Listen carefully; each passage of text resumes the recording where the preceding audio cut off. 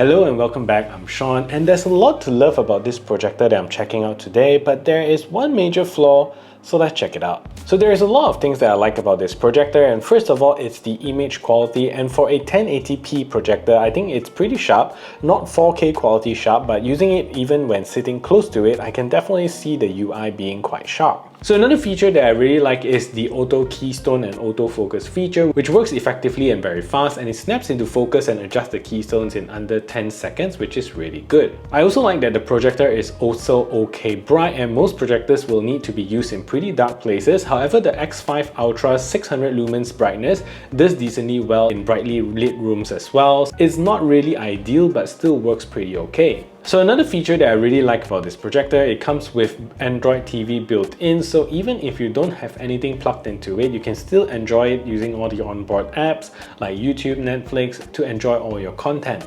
Another fantastic feature I like about this is also the JBL stereo speakers that is built into this projector.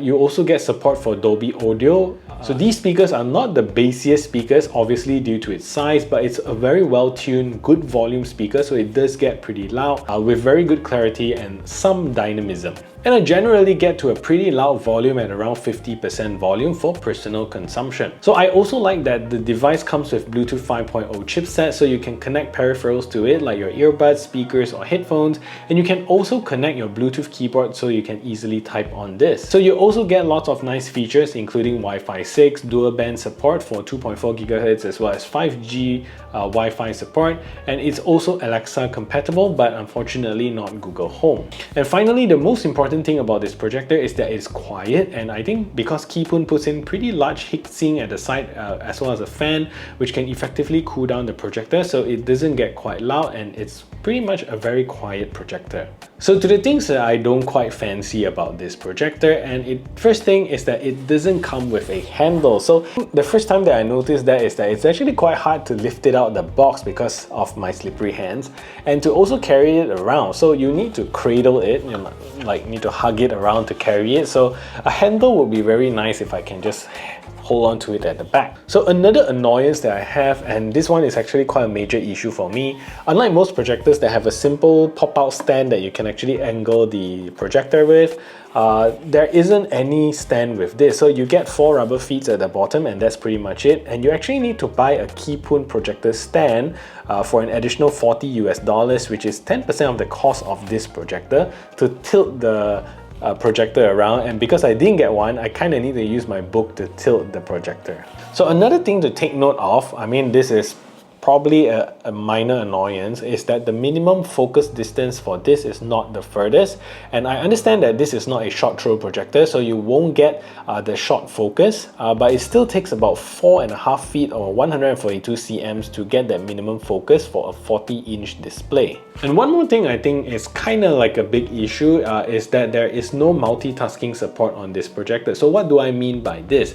So when you're in an app like YouTube or Netflix, and if you mistakenly press the home button instead of the back button on the remote control, it kind of fully exits the app, especially with the YouTube app, and you got to start over again, find a movie that you want to watch and hope it stopped at where you left off. With the Netflix app, once you exit and accidentally press the home button, when you go in, it will go back to the home page of the movie that you're watching, so that's something to take note of. I'm also not a fan of the user interface, and it is unlike the beautiful interfaces you see on their website, and it's mainly fixed and not customizable. And at the top here, you get some random recommendation that has nothing to do with your personalization or the things that you like to watch, which is weird to begin with. Then you get music, sports, which are not tailored to your login accounts, and you have to scroll all the way to the bottom to find your apps that you can use. And with all of those said, price-wise, I think this is still a very decent price and comes in at $400 US or about 1,008 Malaysian ringgit.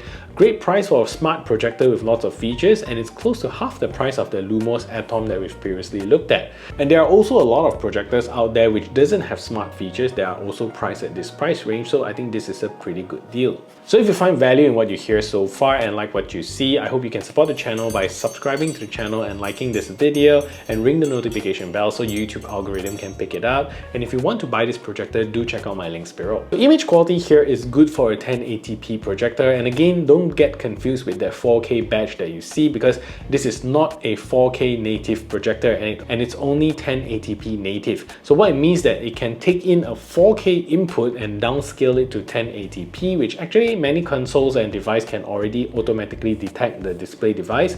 So you kind of don't really need that feature. And with this projector, you need to be sitting at a distance and not directly in front of it. And if you're sitting at a suitable distance, image is clear and good. I wouldn't say it's sharp by today's standard and it's only 1080p, but it feels like you're at a cinema where usually footage is still a little bit soft and grainy. Finally, the color here is very nice, and if you watch most modern content that has good color reproduction, then it looks really nice on this projector with a very vibrant look overall. I do wish that there is a visual profile in the settings that I can adjust, especially for older films with less vibrancy, but unfortunately there isn't any option to do so.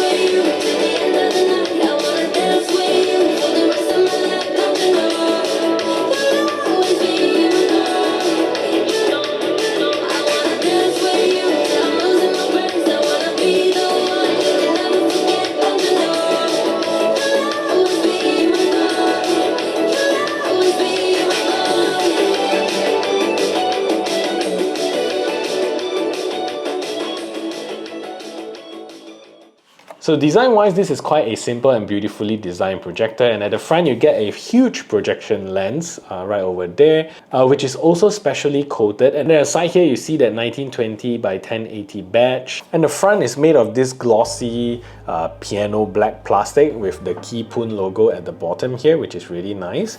And at the sides you get a lot of holes for airflow, and this is very typical to most projectors out there, and you can see the heat sinks that is inside here to actually draw air out.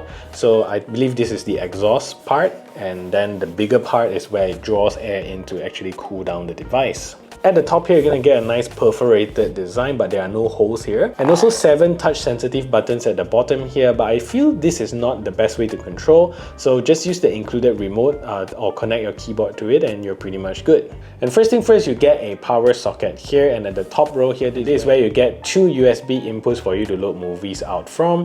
You also get a HDMI port here to plug it to your TV or PlayStation or your other consoles. You get an AV port as well as a 3.5mm auxiliary port for your audio. You also get an IR receiver here, but the good news here is that you can just point the remote in the general direction of your projector, and it doesn't have to point it towards here. And here you also get an Ethernet port. So overall, I think this is a really nice projector, and I wish to see a true native 4K projector in the future, and perhaps also have a short throw option in the future. But for what it is and the price that it comes with, I think this is still well worth the price, since most projectors out there with no smart features also comes in at this price point. And for short throws 4K projectors now, they're still very expensive. And if you want to look at another option for a portable battery powered projector with really good specs, then the Lumos Atom is a pretty good option to look at. So do check out the video right here, and I'll see you over there.